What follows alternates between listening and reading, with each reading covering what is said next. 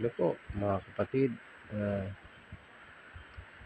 ako po muli ay narito upang magbahagi ng salita ng Diyos po. Sapagkat tunay nga po na sa ating buhay, napakahalaga ng salita ng Diyos sa ating buhay. Sapagkat ito po ang ating dapat pagnasain o nasain sa ating buhay, yung ating lubos na maunawaan kung ano ang kalooban ng Panginoon. Dahil yan po ang sinasabi dito ng Panginoon sa Efeso na huwag tayong maging mga mangmang, kundi unawain ang kalooban ng Panginoon. Kasi may mga tao po na ang iniisip nila na ang Diyos ang uunawa sa kanila, kasi sabi ng iba tao lang ako Brad, naunawaan na ni Lord yun. Kaya ang atin po alamin mga kapatid, katulad ng katuwiran ng ibang tao na sabi nila naunawaan na ni Lord yung ginagawa ko Brad, kasi tao lang naman tayo. Mga kapatid, pagdating po sa kautusan ng Panginoon, pagdating po sa kanyang kalooban, hindi po dapat tayo ang unawain, kundi tayo po ang uunawa. Tayo po ang dapat umunawa sa Diyos at sundin ang kanyang utos. Kasi kung sasabihin natin na tayo ang unawain ni Lord, tayo na yung naging Panginoon. Kasi siya yung Panginoon Siya yung Diyos, dapat siya ang masunod kung ano ang kanyang kalooban. Kaya sabi niya dito sa Efeso, Kapitulo 5, talatang 17 ay, kaya huwag kayong maging mga mangmang, kundi unawain ninyo kung ano ang kalooban ng Panginoon. Kaya dito mga kababayan ay ang salita po na narito sa Efeso ay huwag tayong maging mga mangmang, kundi unawain kung ano ang kalooban ng Panginoon. So dito po mga kapatid ay ipinakikilala po ng Panginoon, ipinaalam po ng Panginoon na hindi po dapat ang tayo ang uunawain ni Lord, kundi tayo ang uunawa sa Kanya. Unawain natin kung ano ang Kanyang kalooban. Gaya nga po ng nakalagay sa Mateo 6 talatang 9 na magsidalangin kayo ng ganito: Ama namin na sumasalangit ka, sambahin nawa ang pangalan mo, sundin nawa ang iyong kalooban kung paano sa langit, gayon din sa lupa. Kaya ito yung patunay na ang Panginoon ay nasa langit at tayo ay nasa lupa. Ngayon, bilang ikaw ay alipin ng Diyos dito sa lupa, ang sabi sa aral ng Panginoon Kristo, ang sabi niya, dumalangin kayo ng ganito: Ama namin na sumasalangit ka, sambahin nawa ang pangalan mo. Isa pa yan. Ang pinapasamba po, pangalan ng Ama. Ang Ama ay nasa langit. Wala po sa dingding. Wala sa mga ribulto. Wala rin po sa mga simbahan. Kundi ang Diyos ay nasa langit. Nasa langit po ang Diyos. Ngayon, sambahin nawa ang sabi. Sambahin nawa ang pangalan mo. Sambahin ang pangalan mo. Sa atin po kasing panahon mga kapatid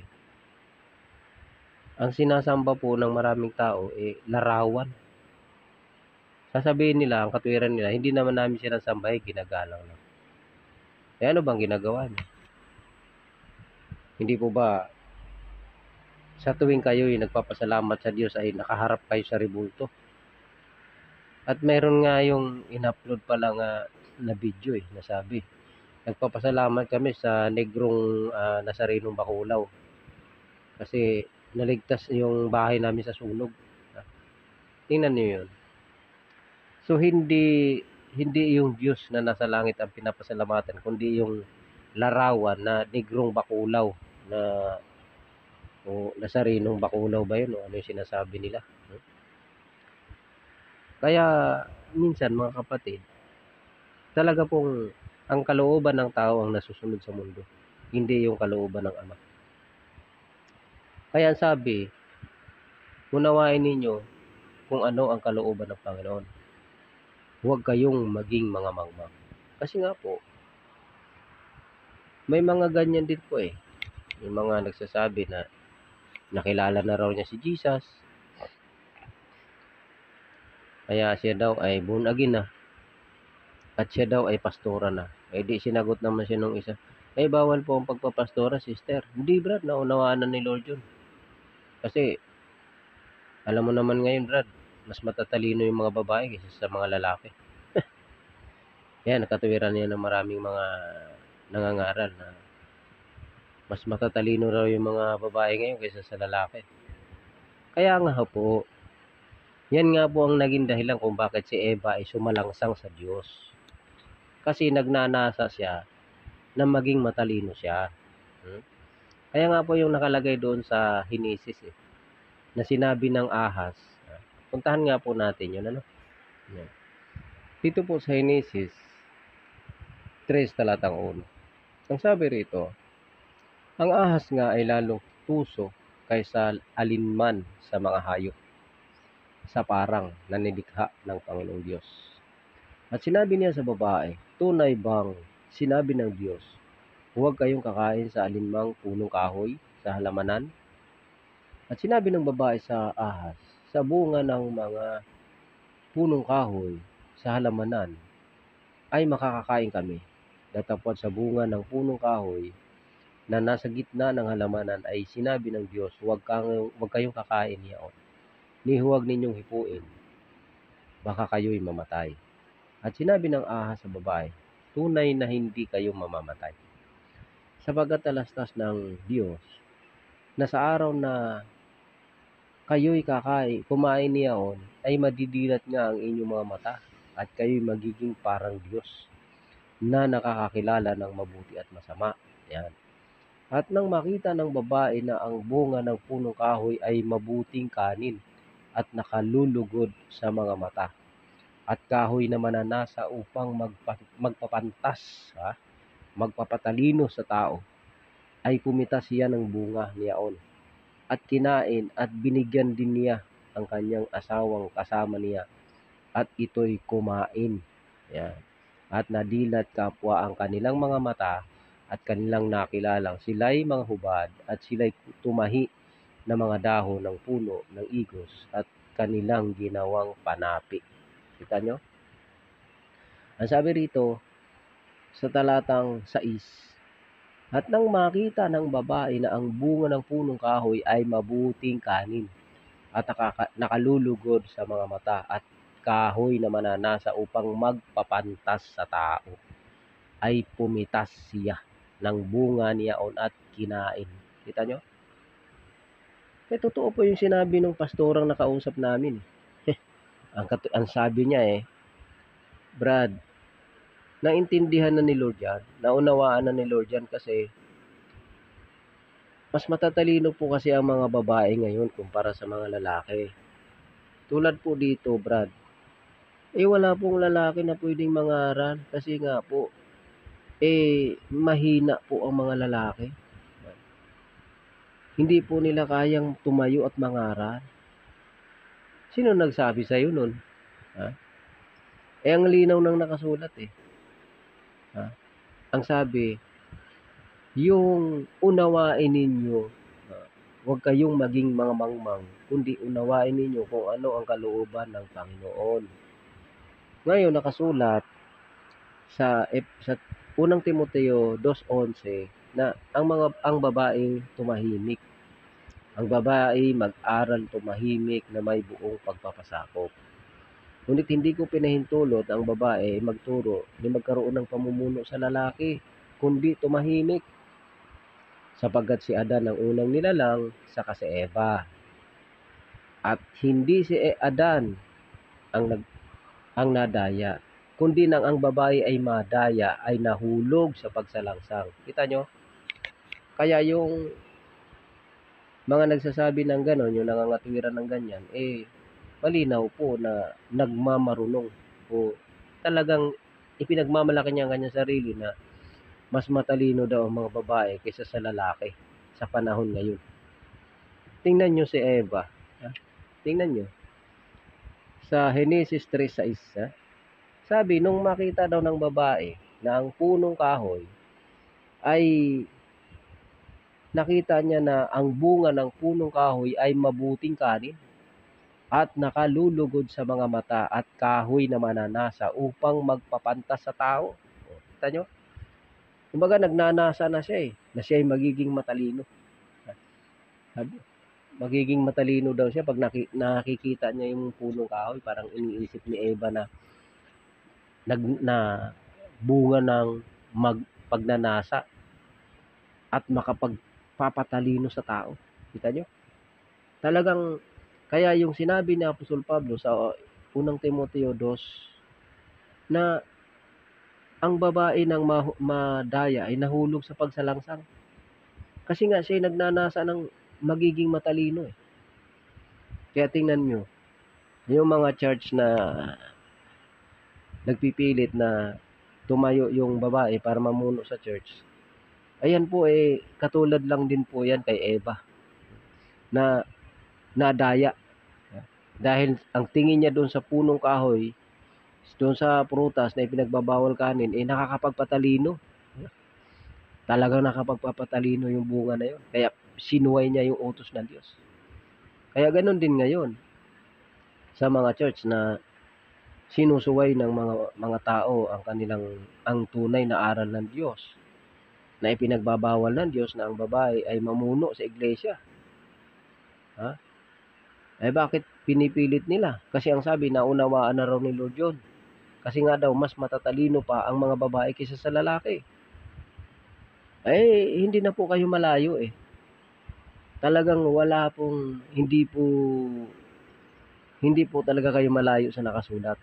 Talaga pong nagnanasa kayo at nagmamalaki kayo sa inyong sarili na kayo'y mas matatalino. Hindi po natin sa nila lahat ng babae, kasi ang mga anak ng Diyos, ang mga babae na anak ng Diyos ay mga matatalino po yan. Paano po sila naging matatalino? Sila'y sumusunod sa utos ng Diyos. Yun ang matatalino. Kasi ang sabi sa Efeso, sa 5:17 na binasa natin ay, huwag kayong maging mga mangmang, kundi bagkus unawain ninyo kung ano ang kalooban ng Diyos. Totoo po yun. Kaya yung mga babae na mga naging tunay na anak ng Diyos, sila po talaga yung tunay na mga matatalino. Hindi po ito yung nagsasabi na, Brad, mas matatalino pa nga ang mga babae kaysa sa lalaki. Sino nagsabi? Ikaw. At saka, yung pagsalangsang ni Eva, kagaya nyo rin. Kasi kaya sumalangsang si Eva, kasi iniisip niya na nakapagpapatalino pala to Kasi niloko siya ng ahas, sabi, hindi, pag kumain ka niyan, magiging matalino, magiging katulad kayo ng Diyos. Alam na ninyo ang mabuti't masama. Kaya dahil sa narinig ni Eva, oo nga, no? Tapos nakita pa niya yung puno. Nung makita niya, mukhang bunga na talagang mananasa at nakapagpapatalino sa tao.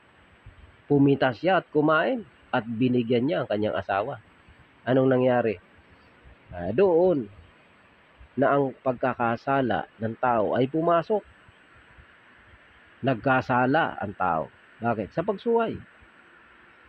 Ngayon, ginagawa rin hanggang ngayon yan sa mga church na pinipilit nila na mga babae ang kanilang pinapatayo sa pulpito sa mga church upang mamuno sa bayan ng Diyos. Kaya yan po ay talagang hindi po nararapat, mga kapatid. Kasi ang dapat nating intindihin, sabi, huwag kayong maging mga mangmang, kundi unawain ninyo kung ano ang kalooban ng Diyos. Yun. Yun po pala. Pag hindi mo inuunawa ang kalooban ng Diyos, mangmang ka pala. Hindi ka pala matalino talaga. Ikaw lang nag-iisip sa sarili mo na matalino ka. Tulad ni Eva. Sabi rito, sa Hinesis, balikan ko lang at nang makita ng babae na ang bunga ng punong kahoy ay mabuting kanin at nakalulugod sa mga mata at kahoy na mananasa upang magpapantas sa tao, ay pumitas siya ng bunga niyaon at kinain at binigyan din niya ang kanyang asawang kasama niya at ito'y kumain. Kita nyo? Dito yung pagsalangsang Kaya sa lahat ng mga nagtuturo, talagang dapat unawain ang kalooban ng Diyos. Kasi pag ikaw ay hindi umunawa sa kalooban ng Panginoon, ang tawag pala sa iyo mangmang. Hindi ka matalino. Kasi ikaw lang nagtingin sa sarili mo na matalino ka. Kasi si Eva, ang naging dahilan din kanyang pagkakasala ay iniisip niya na yung bunga ng punong kahoy na ipinagbabawal ng Diyos na huwag mong kanin, kinain niya kasi iniisip niya, nakakapagpatalino pala to Bunga na mananasa at nakakapagpatalino sa tao. Nakapagpapapanta sa tao. Yan. Kaya nga po mga kapatid, hindi po natin dapat sabihin na tayo yung uunawain ng Lord. Kagaya ng maraming mga nagtuturo dyan na naunawaan naman ako ni Lord kasi understood na yan, ganun. Hindi po ganun mga kapatid.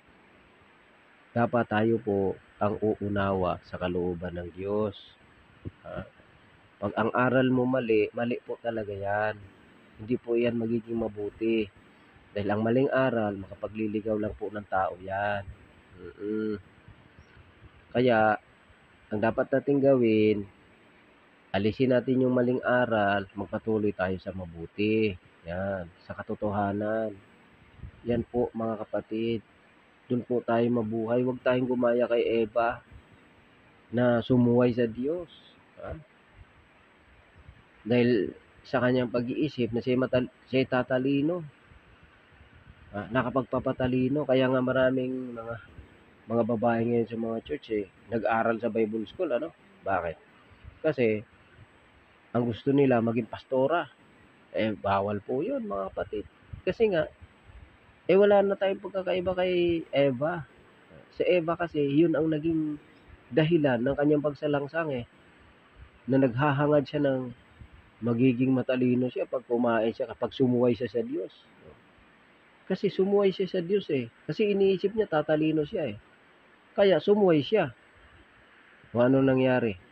Nagkasala sa Diyos. Kaya ganun din po ngayon. Ang sabi, huwag kayong maging mga mangmang, kundi unawain ninyo kung ano ang kalooban ng Diyos. Yan po. Balikan po natin yun mga kapatid.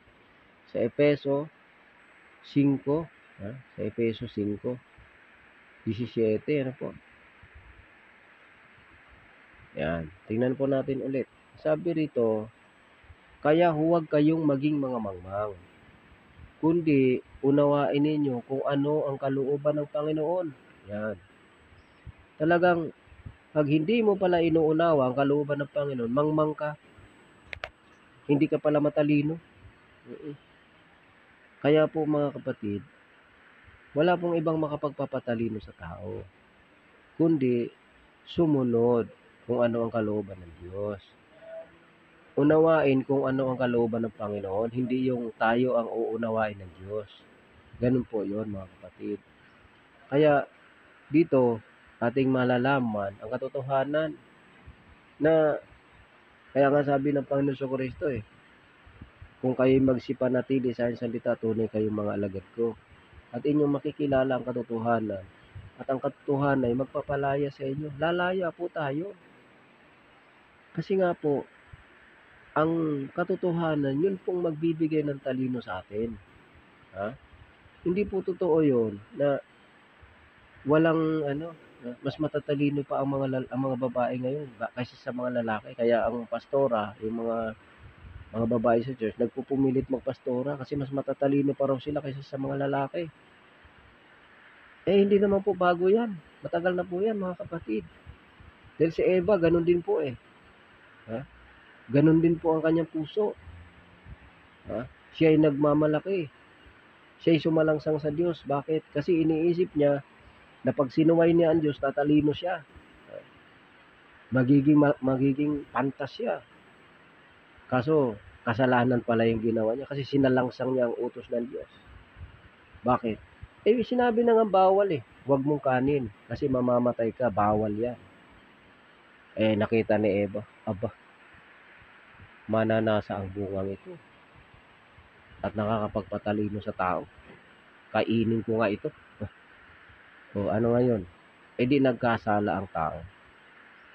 Kaya kung ikaw din, na isang nagpipumilit, na ipilit mo yung gusto mo, hindi mo sinusunod ang kalooban ng Diyos, ang tawag po sa atin dyan mangmang. Mangmang po ang tao na nagpupumilit sa kanyang gusto. Nagpupumilit sa gusto niyang sarili, hindi sa kalooban ng Diyos ang sinusunod. Kaya, mga kapatid, huwag po nating ipilit ang ating gusto. Ang ating pong ipilit na masunod ang kalooban ng Diyos. Yun po. Kaya, sa ating pong lahat, mga minamahal, talaga pong ang pangangaral ng Ebanghelyo, mga kapatid, ay yun po kailangan huwag tayong maging mga mangmang. Unawain natin kung ano ang kalooban ng Diyos. Ang kalooban ng Diyos po, yun po ang masusunod kasi ang sabi sa panalangin pa na itinuro ng Panginoon Kristo sa 6:9 na ang sabi doon, Ama namin, magsidalangin kayo ng ganito, Ama namin na sumasalangit ka. Sambahin nawa ang pangalan mo, hindi po sambahin ang larawan mo. Dumating nawa ang kaharian mo. Sundin nawa ang loob mo. Kung ano sa langit, gayon din sa lupa. Yan. Sa langit ba, may nasusunod bang iba doon, kundi ang Diyos lang? Kita nyo? Wala pong ibang nasusunod sa langit, kundi ang Diyos. Kaya, ganun din po sa atin. Kasi tayo ay mananagot sa Diyos. Lahat tayo haharap sa Diyos. Pananagutan po natin lahat ng ating mga ginawa. Kung tayo sumusuway sa Diyos, alangan naman gantihan ka ng Diyos ng mabuti. Sumusuway ka sa utos niya. Kasi ang pagsuway sa kalooban ng Diyos, ang pagsuway sa kautusan ng Diyos ay pagsalangsang sa Diyos. At ang pagsalangsang sa Diyos, ang dulot ay kamatayan. Diba? Kaya, tigilan na po natin yung mga maling paniniwala. Bakit po? Kasi, dito po, sa Kawikaan 3:7 o 3:6 muna tayo. Basahin natin, Kawikaan 3:6.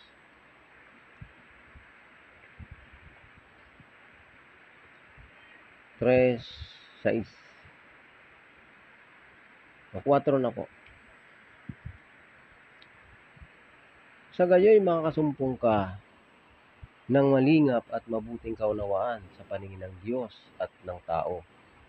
Tumiwala ka sa Panginoon ng buong puso mo at huwag kang manalig sa iyong sariling kaunawaan.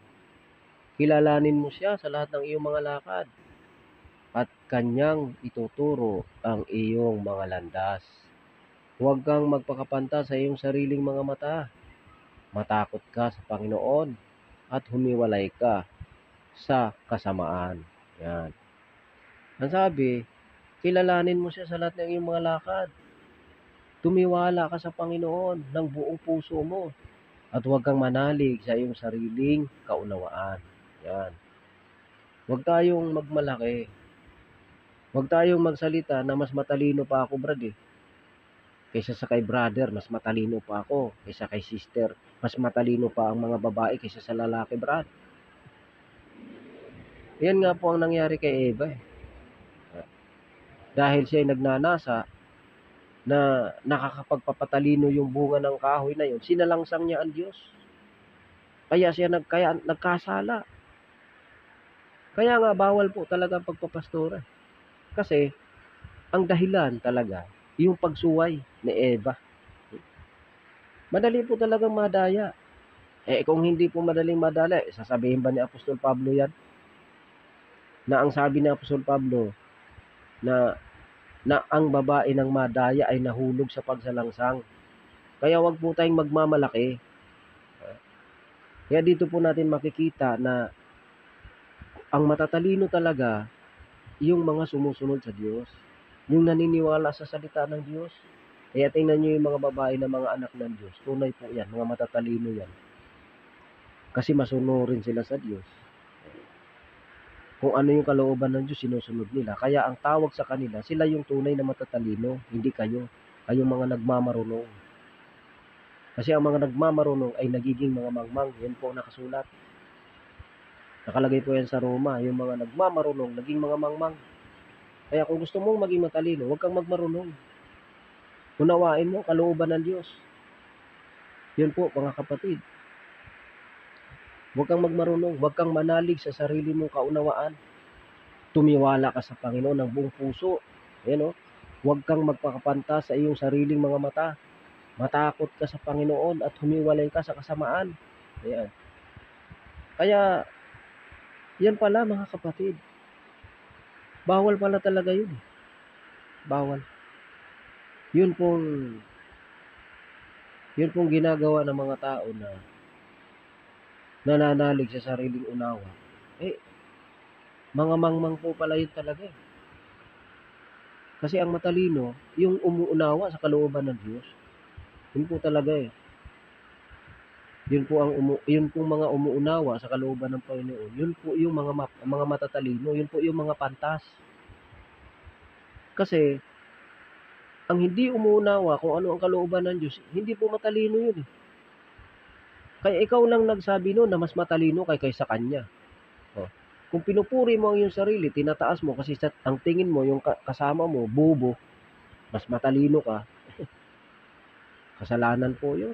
Kaya diyan makikita na itong ngayon, yung mga church na pinamumunuan ng mga babae, talaga pong totoong ligaw yan. Lalo na itong sabadista na ito na puro pagmamalaki.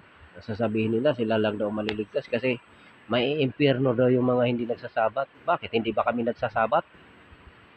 Original nga yung sabat namin . Bakit po? Kasi ang sabat namin si Kristo. Yun. Kayo, ang sabat ninyo, araw kuno ng Sabado. Tanong ko sa inyo, nasusunod nyo bang buo yan? Ginaganap nyo ba yung katotohanan sa utos na yan?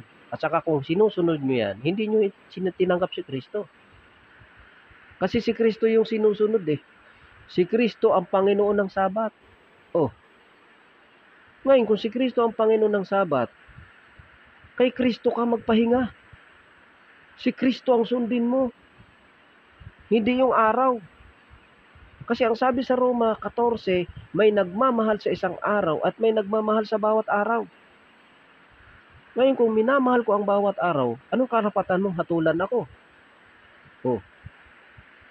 Kaya mga minamahal, mag-iingat po tayo. Lalo na itong sabadista na ito na itinayo ng isang babae. Babae yung founder ninyo. Paano kayo napatunayang ligtas kayo? At paano nyo nasabing hindi kayo ligaw? Ligaw kayo Bakit? Babae nga ang founder ninyo. Ang sabi rito, yung babae, nung madaya, nahulog sa pagsalangsang . Yun po yan mga kapatid. Ngayon, kayong mga GIL kayo, mga nagpapastora sa inyo. Yung asawa ng pastor, sasabi pa, ang inyo pong maririnig sa gabing ito ay purong-purong salita ng Diyos. Purong-purong ba yun? Purong-purong ba yung tinuturo mo? Hindi . Puro lang kayo pagpapayaman sa sarili ninyo . Kaya makikita, hindi kayo tunay na matalino sa paningin ng Diyos. Kayo ay mga mangmang.